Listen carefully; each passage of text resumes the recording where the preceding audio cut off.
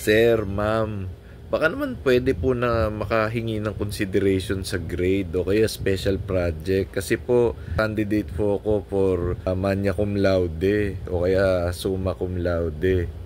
Ilan lang po yan sa mga linyahan ng ating mga estudyante na nag-a-aspire para magkaroon ng Latin Honors. Pero ang tanong, sa Latin Honors ba nasusukat ang ating magiging tagumpay sa buhay?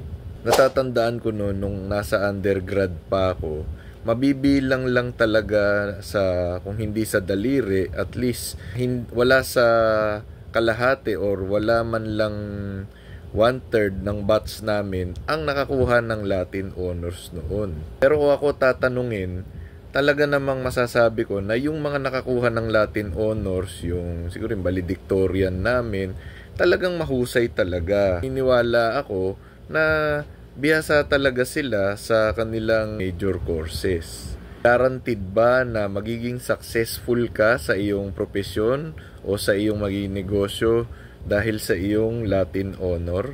Ano naman minamata yung mga nakakuha ng mga Latin Honor sa panahong ito, lalo na nung nag-umpisa akong magturo. Siyempre pinaghirapan ninyo yun. Tandaan lang natin na hindi lang yan ang sukatan sa kung papaano natin huhubugin ang ating karir sa hinaharap. Kapag nag-apply na kasi tayo sa trabaho, halos kapantay lang natin yung mga kabats natin na walang Latin Honor. Mas masusubukan dito yung ating pakikipagkapwa-tao, yung ating pagiging madiskarte, higit sa lahat, kung ano yung makokontribute natin sa kumpanya o institusyon na pagtatrabahuan natin. Sa panahon kasi ngayon, napapansin ko halos kalahati o kung hindi man lampas kalahati ng isang batch ay nakakakuha ng Latin Honor. Hindi ko naman sinasabing na hindi nila deserve yon, kasi kung talaga naman pinaghirapan nila yon, siyempre congratulations sa kanila for a job well done. Pero sana gawin nila itong inspiration para hindi sila makontento kung ano yung kanilang na-achieve, kundi i-improve pa nila ang kanilang sarili, lalo na pagdating sa kanilang trabaho o di kaya kung magpo-pursue sila ng master's degree or higher.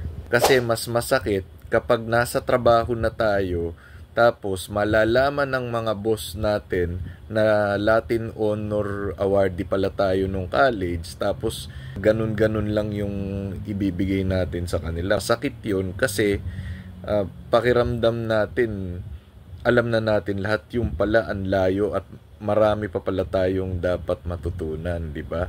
Kaya ang aking payo sa mga estudyante ay manatiling maging mapagkumbaba, lalo na kung kayo ay makakakuha ng Latin Honor, kasi sa pag-practice natin ng ating profesyon, mas ibabalyo tayo kung tayo ay team-oriented, coachable, at kayang tumapos ng trabaho under pressure.